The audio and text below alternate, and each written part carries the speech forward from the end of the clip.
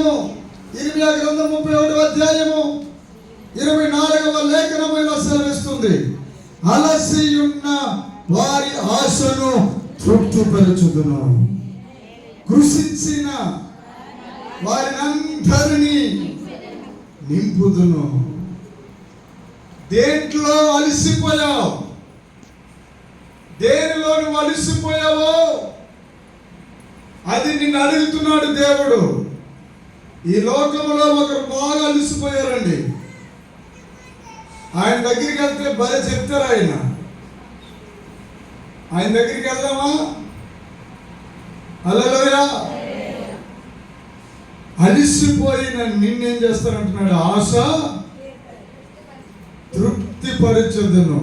నా దేవుడు నీతో చెప్తున్నాడు, నీ గుండె మీద చేసుకో, నువ్వు తృప్తిపరచబడతావు. హల్లెలూయా.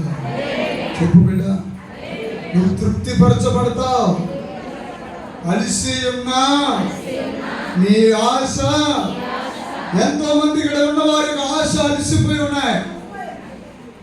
నీ ఆశ అలిసిపోయి ఉన్నా, అలిసిపోయి ఎటు తోచక కృంగిపోయి ఉన్నావా? కృషించిపోయి ఉన్నావా?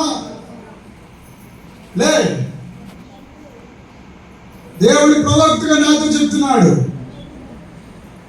ఆశ అలిసిపోయి ఉంది, కృషించిపోయి ఉన్నావు, నిన్ను తృప్తిపరుస్తానంటున్నాడు. దేవుడి యొక్క అగ్ని జ్వాల మహిమ. నువ్వే విషయంలో భయపడవలసిన పని లేదు. ఏ విషయంలో కూర్చోబిడ్డ, పరిశుద్ధాత్మ దేవుడు అలిసిపోయిన వారి గురించి కాదు చెప్తుంటా. ఆశ అలిసిపోయింది. ఏంటి చెప్పండి? నీలో ఆశ ఉందా లేదా? ఎన్నో ఆశలు. ఈరోజు నీ పిల్లలంటే ఎన్నో ఆశలతో వచ్చాము. నీ ఆరోగ్యం గురించి ఎన్నో ఆశలతో వచ్చావు. నీ లైఫ్ కోసం పనిగట్టుకున్న ఆశతో వచ్చిన ఇక్కడికి. బృందంలో నుంచి కూడా లెక్కించకుండా ఆశతో వచ్చిన కూతురా, కొడుకా, నీతో మాట్లాడుతున్నాడు. నిన్ను తృప్తిపరచకుండా నిన్ను పంపడు ఇక్కడి నుంచి.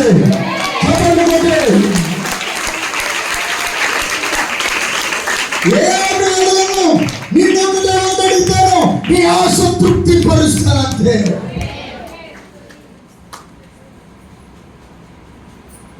కన్నీటితో నిన్ను అభిషేకింతును నా ప్రభువా నా దేవా. అంతగా నువ్వు తృప్తిపరచబడి వెళ్తావు. No doubtful, nothing ever. నువ్వు తృప్తి, నీ ఆశ ఎలాంటిదైనా సరే చెప్పాలి కమా. నీ ఆశ ఎలాంటిదైనా సరే తృప్తిపరుస్తాడు. తృప్తి అను బిడ్డ, తృప్తి కావాలి. నీ ఇంట్లో వాళ్ళు నీ ఆశను అంగీకరించకపోయినా, నీ వీధి వాళ్ళు నీ ఆశను అంగీకరించకపోయినా, నేను అంగీకరిస్తానంటున్నాను.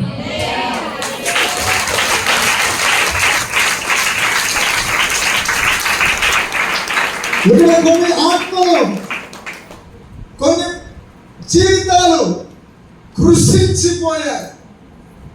కృంగిపోవడం వేరు, కృషించిపోవడం వేరు. కృషించిపోవడం అంటే హృదయము నలిగిపోవడం దానికంటే ఎక్కువ అన్నమాట. వారు జీవిస్తారు కానీ వారి జీవి కృషించిపోతున్నది. జీవించుతున్న నీ లైఫ్లో నీ దీపం మిలుకుమని ఆరిపోవాలని కోరుకుంటూ ఉంటుంది. చాలా మందికి చాలా అంటే అంత ఇష్టము. నేను జోక్గా చెప్తాను, సీరియస్గానే మాట్లాడుతున్నా. హల్లెలూయా. ఈ బ్రతుకులో బ్రతుకే కంటే కాస్తంత దేవుడు నన్ను పిలుచుకుంటే బాగుండేమో, దేవుడు నన్ను ఇక్కడి నుంచి నన్ను తాకేసేస్తే చాలు, ఈ లైఫ్ నా వల్ల కాదు, ఇంకా